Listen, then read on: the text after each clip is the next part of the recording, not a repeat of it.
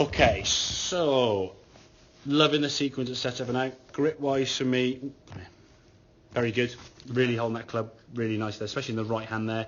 You have a tendency, and we said if it starts hooking, your right hand here gets kind of underneath a little bit, so the palm kind of faces the sky, yeah? So if we look down the golf club, you can almost see your left thumb's a bit more visible between your fingers there. Or your right now, yeah. This would be the hook to the left, sorry. Okay, so right. if the ball is going that way, okay, if you're hooking the ball to the left, Yeah. okay, more often than not for you, your right palm is facing upwards and you're gripping it like this. Okay. So your right thumb would be off the side there. Yeah. When you've got your right thumb now, you can see more on top of your left thumb. Your left thumb now is covered by your right thumb. That's in a more neutral grip. Okay. And there might be times where your left hand gets maybe the other way or whatever, but generally speaking, I see your grip characteristics to getting a little bit strong, and that causes the hook. Okay. So if you're hooking it, generally first checkpoint would be look at your grip, and specifically your sort of your right hand grip there. Okay. But generally the other things that you set up there, and as I said, you get a nice spine angle there now, nice tilt with the spine, loads of good things there now. Posture's looking great, arms is just really good kind of setup position. We talked last time about getting your left a little bit on the golf ball as you turn back here now. Really good. Okay. Back to target. Okay. Knees moved in just the right amount. The hips now rotating nicely around there. People sort of watch that right hip. I sort of zoom in on there. Watch that right hip. Nice movement there as your clubs go. There's no slide there. Generally a good movement. Now the thing we call this down cocking, where you've got there about 90 degrees of kind of wrist hinge, maybe a little bit more, but the angle sometimes gives it that perception sometimes. What you then do now is this. See that movement there now? So you're not really moving your body. You almost like you drop the arms and then add a bit of wrist. Now to do that, you have to get your wrist and almost what we call cup it slightly. Now to do that, it's going to open the club face just a little bit. Okay. So when you start in these sort of little cutty ones, this could be kind of the movement you're making now from the top of the batsman. Okay. Now again, as you see on the right hand one, there's a little bit element of that. If you get the top of the batsman again, looking down there, great line in the club face there now. Good turn. If I zoom in on here now, this is, I mean, a great position there now, there, and then that movement there. See how almost like there's nothing really moving apart from your arms and your hands dropping, but what it will do is often cup that wrist a little bit more and get the club face a little bit more open. Now, even though on this note you did a little bit of that movement here now, you watch the swing, club comes back on a good line, good strike, and just flush down the road. Yeah. That follow through for me is brilliant. I mean, that's probably the first time on a consistent basis I've seen you swing the club and just finish that every single time. Yeah. Generally speaking, especially in your practices we discuss on the course, you often swing the golf club and you'd finish kind of here and your head would be kind of still looking down there and the club's kind of up here somewhere, and it's putting a lot of stress on your neck, so this wouldn't really move so much, this isn't going to twist so much. Okay, you're making a very good full movement now and finishing up there, and again there's almost like purpose and deliberate to that follow through.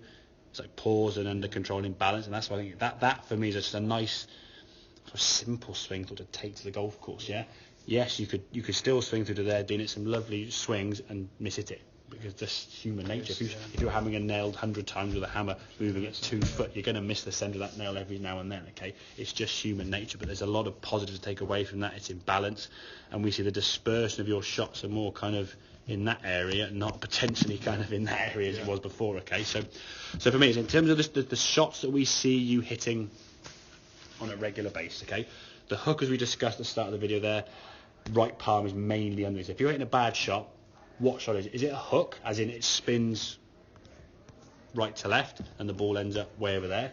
If it's a hook, check your grip. Yep. That's probably the first thing you're going to have to look at. And so, is your right palm facing up to the sky or your hand going underneath kind of thing? Because that would cause it. If you can get that back there, hit 4 or 5 shots. Don't do it on one. If the first one doesn't work, give it 4 or 5 to try and get things to sort of settle in, okay? If you keep hooking it, there may be other things in the swing we're doing there, which we can discuss obviously at the time. But generally speaking, look at the grip, okay? If it doesn't work there with a grip and you still hook it, do some pitch shots or a different shot. Or just try and do some different shots. Don't just keep doing the same thing over and over again and ingraining what you're doing that day to cause the hook, okay? Yeah. The other one you get is where you sort of toe end off the side and the ball sort of shoots over here that we did on the 11th day when last time I did all this on. Yeah, that real sort of toey one. For me, that's probably in terms of your practice swing. Are you making practice? I think we saw it on the 17th when I said you made your practice swing. You were setting up to the golf ball quite close with your practice swing, and then obviously not wanting to hit the golf ball, bringing the club nearer. So if you're bringing the club nearer in your practice swing and keeping your head down too long and not really making it a purposeful swing, you're ingraining that club coming nearer to you, which effectively is further from the ball, and therein lies the towage on the ball just pings off. So rather than hitting the golf ball kind of at impact, there with a nice square club to the edge of there's the shaft there now, and there's the club face. Your club face now is going to come back here, and the shaft it will be there. You just basically catch the end of the club and toe end it. Okay, so that's the one you're going to get that one there. If it's a slice, it's probably a little bit of this movement now we're sort of creating here, where we sort of add a bit more richness. It's not too bad there, but it's more so on this. You see it more with that one there. That movement here now, where your arms kind of drop, and it just gets your wrist a little bit more cupped. So the face comes back to the golf ball now, aiming a little bit to the right. Now again, you'll strike it well, and what will happen is the ball will cut a bit to the right. If you try to stop it going to the right by swinging it to the left now, and just making some swings, well, if the ball's doing this on the golf course, on the mange here now, I know I'll swing it this way. Now you might start pulling your arms in, and then you toe end it, and the ball then shoots off sideways over there somewhere. And that's where the fault sometimes, when you try and mask a fault, you just create another fault in the process, okay? Your club is aiming to the right there. What's caused that to aim to the right? It's excessive kind of like dropping the wrist. It's not so much on some of the shots today, okay, but it's something we wear on the golf course, okay? And I think when you do it on the golf course, is a sort of like I've lost grip pressure, grip tighter, and then it's a worse shot, okay? But it just gives you kind of a flow to go through these things. So if you get a few bad shots, if we hit one, just laugh it off and go, whatever, okay? Move on to the next one, okay? If we get a pattern or a sort of sample of 5, 6, 7 shots continually, you go, well, this is actually the thing I'm doing now. Let's try and put the thing. So is it a good shot, yes or no? Yes. Move on, go and find it. Is it a bad shot, yes or no? No. What was a bad shot? Was it a hook where it spun to the left? Did I sort of catch a toe, it go offside? Did I top it? Did I do all these things, okay? And then you've got your own kind of checkpoints now going through to understand, okay, if it's a hook, check my grip. If it's a toe ender, check my practice swings. If I'm topping it, check the weight distribution. Am I turning my left foot on the golf ball? All these kind of things we discussed in previous lessons. Okay, mate? Yeah. Does that kind of make sense? Yeah, I think as a swing thought, just finish there and hold it. That's it, That's if you can go and play a game of golf today, if you're going down Wembley, just every single shot, it's a 20-yard chip, even a putt in some extent. Clean the face of the putters, obviously. Swing your putter, hold it. Do your chip shot, hold it. You're in control now more of that rather than that in control of you. Yeah.